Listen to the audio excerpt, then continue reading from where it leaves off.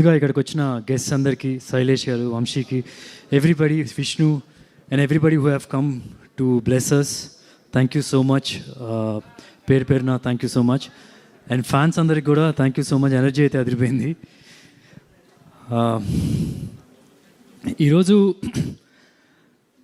అన్నీ నిజాలే మాట్లాడదాం అనుకుంటున్నాను. అంటే ఇప్పుడు దాకా చెప్పినవన్నీ అబద్ధాలని కాదు, అబద్ధాలు చెప్పకపోయినా కొన్ని నిజాలైతే ఎప్పుడు చెప్పలేదు, అది షేర్ చేసుకుందాం అనుకుంటున్నాను. జనరల్గా ప్రీ రిలీజ్ ఈవెంట్లో అంటే నేను ఎంత కష్టపడ్డాను, మా డైరెక్టర్ ఎంత పొడి చేశాడు, ఇవన్నీ జనరల్గా మాట్లాడుతూ ఉంటాం. డెఫినెట్గా అవి కూడా మాట్లాడతాను. ముందు కొన్ని నిజాల గురించి మాట్లాడుకుందాం. నేను అంటే మీ అందరినీ ఒక చిన్న క్వశ్చన్, నేను సుధీర్ బాబు అంటే ఎవరు?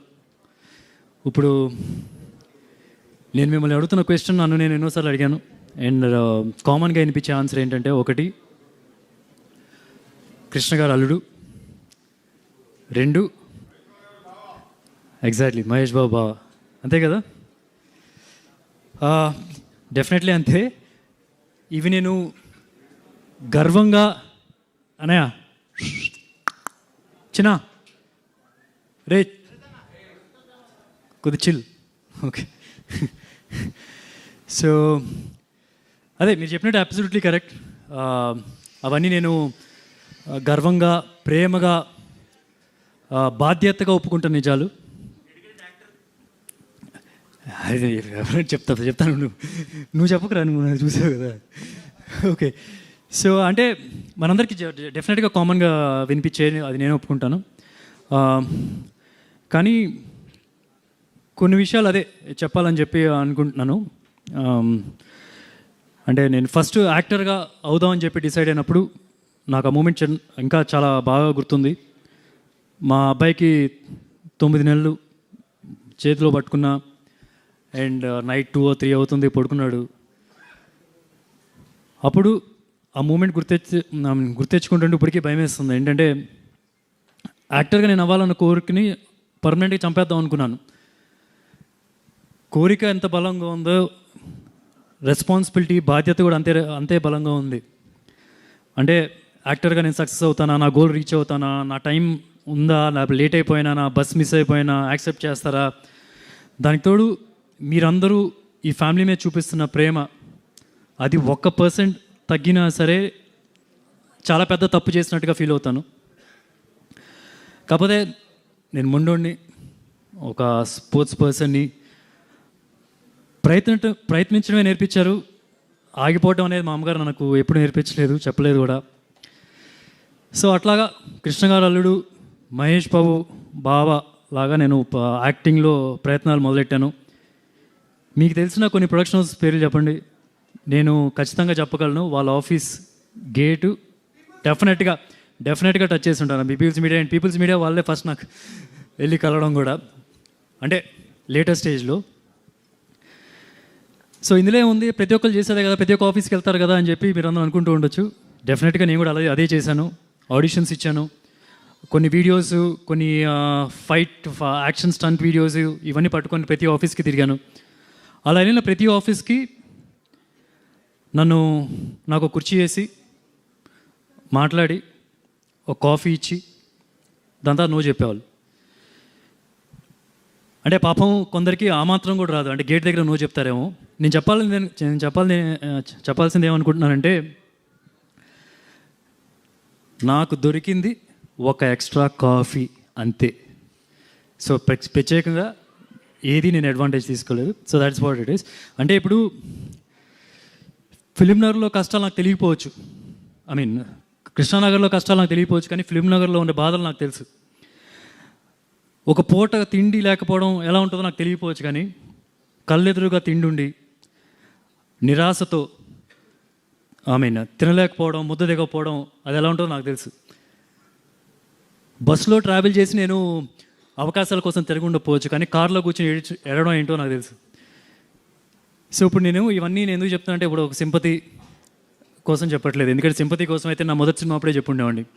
ఇంత దూరం వచ్చాక, ఇంత చేశాక ఎంతో కొంత నేనంటే ఇష్టం పెంచుకున్న తర్వాత ఇప్పుడు సింపతి కార్డ్ ప్లే చేయాల్సిన అవసరం లేదు. సింపతి కాదు, నాకు కావాల్సింది లవ్ అండ్ రెస్పెక్ట్. నాకు తెలుసు ఇందాక నుంచి చాలా అరుపులు వినిపిస్తున్నాయి, కేకలు, చప్పట్లు, అవన్నీ మహేష్ కోసం అని నాకు తెలుసు. అది కొందరు ఇక్కడ సుధీర్ బాబు అని కూడా అనిచ్చారు, అది తెలుసు. అది మీరు మహేష్ మీద ఉన్న ప్రేమతోనే ఇక్కడికి వచ్చారు, ఆ ప్రేమతోనే నన్ను అన్నారు కూడా.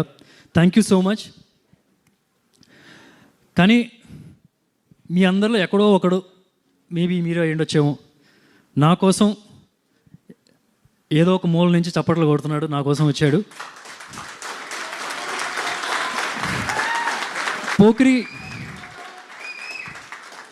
పోకిరి సినిమాలో మహేష్ బాబు చూపులు ఇలియానాకి ఎలా తెలిసిపోతాయి, అలా నాకు కూడా తెలిసిపోతుంది. ఇది ఇక్కడ తెలిసిపోతుంది నాకు. ఎక్కడో ఒకటిద్దరు ఉన్నాడు నా కోసం. Thank you. ఓకే, మీ అందరి కోసం నేను ఫుల్గా కష్టపడతా, కానీ ఒక్కడి కోసం ప్రాణం పెట్టేస్తా. ఇప్పుడు నేను ఇది చెప్పడం కొంతమంది ఇంకా అప్రూవ్ చేయకపోవచ్చు. No problem, that's okay. ఇంటికి పోతా, నిద్రపోతా, పొద్దున్నే లేచి మళ్ళీ కష్టపడడం మొదలెడతా. ఇదే సినిమా జటాధర సినిమాలో ఒక డైలాగ్ ఉంది, గెలిచేదాకా పోరాడాలి నాన్న, లేదా చచ్చేదాకా పోరాడాలి. ఇది ఈ సినిమాలో డైలాగ్ ఉంటుంది. ఆ సినిమాలో వేరే కాంటెక్స్ట్లో యూజ్ చేసాం, కానీ ఈ సినిమాలో నా రియల్ లైఫ్లో కూడా ఇది యూజ్ అవుతుంది. సో అదే నేను చేస్తున్నాను, ఆ ఒక్కడిని మల్టిప్లై చేయడానికి ట్రై చేస్తూ ఉంటాను, అదే నా ప్రయత్నం. అండ్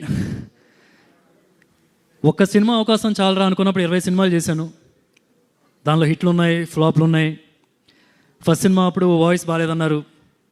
ప్రతిరోజు ఒక గంట సేపు అయినా సరే వాయిస్ కల్చర్ ట్రైనింగ్ చేస్తూ ఉన్నాను. సంవత్సరాలు చేస్తూనే ఉన్నాను. ఇప్పుడైనా సరే డబ్బింగ్ ఉన్నప్పుడు నేను చేస్తూనే ఉంటాను. అరే వీడు మాట్లాడితే చొక్కా తీస్తాడు, బాడీ చూపిస్తాడు అని చెప్పి అందరూ అన్నారు. సమ్మోహన్ లాంటి సినిమా చేశాను, లవ్ స్టోరీ, మంచి హిట్ అయింది. కానీ దాని తర్వాత కూడా సాఫ్ట్ సినిమాలకి సూట్ అవుతాడు అని చెప్పి ఆ కైండ్ ఆఫ్ మాటలు కూడా వచ్చినాయి. లాంటి సినిమా చేశాను. అన్ని సినిమాలు అర్బన్ బేస్డ్ క్యారెక్టర్లే చేశాడు, దానికే సూట్ అవుతాడు అని చెప్పి అన్నారు. శ్రీదేవి సోడా సెంటర్ లాంటి మా సినిమా చేశాను. బాలీవుడ్ వెళ్ళాను, విలన్గా చేశాను. అంటే మన ప్రొడ్యూసర్లు అయినా కప్పు కాఫీ ఇచ్చారు, అక్కడికి వెళ్తే కాఫీ కూడా దొరుకుతలేదని భయపడ్డాను యాక్చువల్లీ. బట్ హ్యాపీ, బాగా చూసుకున్నారు. సో ఇప్పుడు 20 సినిమాల్లో హిట్కి కారణం నా కష్టం, ఫెయిల్యూర్ కారణం అది కూడా, ఫ్లాప్కి కారణం కూడా అది నా ఫెయిల్యూరే. ఏ ఒక్కరోజు మహేష్ నాకు హెల్ప్ చేయడానికి రెడీగా ఉన్నా సరే, ఏ ఒక్కరోజు నేను వెళ్ళి నాకు ఒక సినిమాకి రికమెండ్ చేయండి, నాకు ఒక పాత్రను రికమెండ్ చేయండి, ఏ రోజు నేను వెళ్ళలేదు. ఏ ఒక్క ప్రొడ్యూసర్ని ₹1 కూడా ఎక్కువ అడగలేదు. ఏ డైరెక్టర్ని ఒక ఫైట్ పెట్టండి, ఒక డాన్స్ పెట్టండి నేను పుష్ చేయలేదు. ఎందుకంటే నాకు వాళ్ళని బాధ పెట్టడం ఇష్టం లేదు. ఎందుకంటే నాకు తెలుసు అవకాశం విలువ ఏంటి అనేది.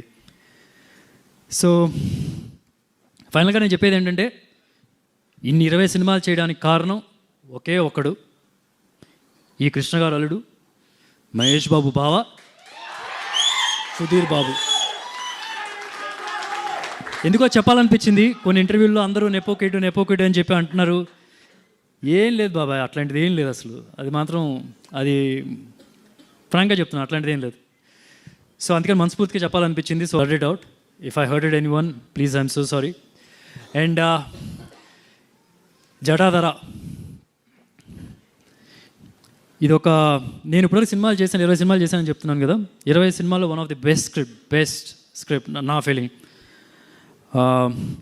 ఐఎమ్ షూర్ రేపు November 7th రిలీజ్ అయినప్పుడు మీకు అదే ఫీలింగ్, చాలా ఫ్రెష్ స్క్రిప్ట్ అని మీకు తెలుస్తుంది. ఇప్పటివరకు తెలుగు ఫిల్మ్ ఇండస్ట్రీలో ఇలాంటి క్యారెక్టరు ఏ హీరో ప్లే చేయలేదు. అంటే నాకు తెలిసినంత వరకు తెలుగు సినిమాల్లో ఒక గోస్ట్ హంటర్ దయాలు పట్టుకుని రావడానికి వెళ్తూ ఉంటాడు. కాకపోతే ఏంటంటే ఇటు గోస్ట్ ఉన్నాయని నమ్మడు. సో అలాంటి ఒక character. At the same time మీరు కొన్ని ట్రైలర్లో చూస్తే ఏంటంటే దేవుడు అంటే భక్తి కూడా ఉంటుంది. సో ఇవన్నీ, ఆ ట్విస్ట్ అన్నీ మీరు చూడాలంటే చాలా ఇంట్రెస్టింగ్గా ఉంటుంది. మన చిన్నప్పుడు చాలా కథలు విని ఉంటాం. దానిలో ఒక కథ, కొన్ని చందమామ కథలు మనకి ఇంకా గుర్తుండిపోతాయి. ఒకప్పుడు మనకి బ్యాంకులు లేని టైంలో ధనాన్ని ఎక్కడ దాచుకోవాలో తెలియనప్పుడు భూమిని తవ్వి ఆ భూమి లోపల ధనాన్ని పెట్టి దాన్ని ఒక పిశాచిని కాపలాగా పెట్టడం అనేది మనం వినుంటాం. అలాంటి ఒక బేస్ని తీసుకొని ఇప్పుడు ప్రజెంట్ టైం లైన్లో ఒక బ్యూటిఫుల్గా వెళ్ళాడు వెంకట్. వెంకట్ ఒక మంచి పాయింట్తో వచ్చిన తర్వాత and the entire team also sat and made it even better. So ఒకటైతే నేను గ్యారంటీగా చెప్పగలను, ఈ సినిమా దయ్యాలు ఉన్నాయని నమ్మే వాళ్ళకి, దేవుడు ఉందని నమ్మే వాళ్ళకి, అట్ ద సేమ్ టైం దేవుడు లేరు దయ్యం లేదు అని నమ్మే వాళ్ళకి ఇద్దరికీ నచ్చుతుంది. ఎందుకు అంటే ప్రతి ఒక్క దానికి ఒక సైంటిఫిక్ రీజనింగ్తో మాట్లాడి చెప్పడం జరిగింది. సో November 7th మీరందరూ థియేటర్స్కి వెళ్ళి అండ్ వాచ్ చేయమని మనస్ఫూర్తిగా కోరుతున్నాను.